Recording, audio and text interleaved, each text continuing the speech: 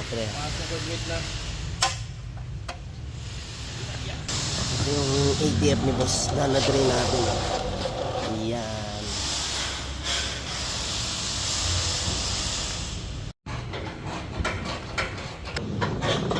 Okay mga idol, dahil sa 80k mileage na rin tinakbo ng Nissan Navara ni boss, pinalitan na rin natin itong gear oil. Tinanggal natin yung pinaka sa ibabaw. Yan, itong ginamit natin yung 1/4 drive. Pagka 80k mileage, pwede nyo na pong palitan to, tapos gumamit tayo ng Allen wrench. Yan, yung ating differential gear oil mga paps. Gaya ng Nissan Navara, medyo maselan po, no? Kaya yung ginamit nating gear oil dito is AMS oil na brand. Okay, ayan. Linaw pa, pero mga idol, nakita nyo na may rubber rito sa magnet.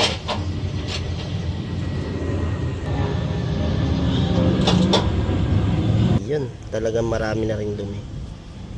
Basta mapunasan natin ang basahan, matanggal natin yung ribaba, no? Tapos sa transmission ni boss yan, tinanggal natin yung pinaka cross member para maibaba natin yung pinaka oil pa, no? Nagtanggal tayo ng cross member. Ayan, naikabit na nga po namin, basalinan lang natin ng ATF fluid. Okay yun mga paps, ito yung gagamitin namin gear oil dito sa Nissan Navara. CBL 75W90. Okay yun nga mga paps, sinukat namin yung ATF na drain sa Nissan. Ayan, 5.5 ang nakita natin. Tapos yung iba pang tumapon. Sali na po. Ayun nga eh. Talagang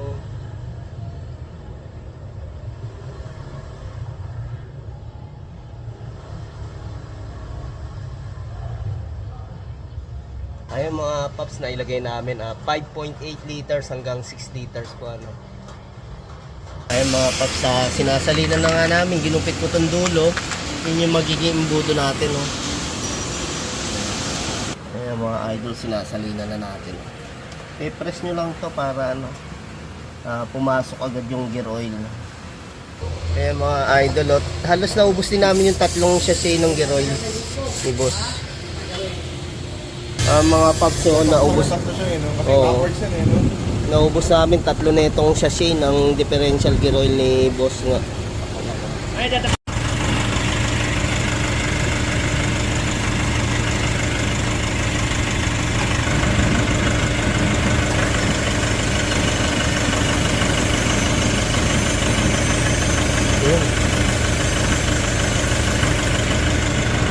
Ayun mga paps, sakto lang yung tumulo, talagang sakto na yung level natin dito, 5.8 liters. Ayan, bali dyan po tayo nag-check dito, sa ating binuksan dito.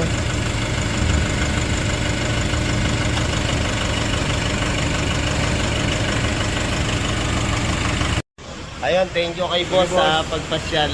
Maraming salamat. Thank you. Ingat kay boss, ingat.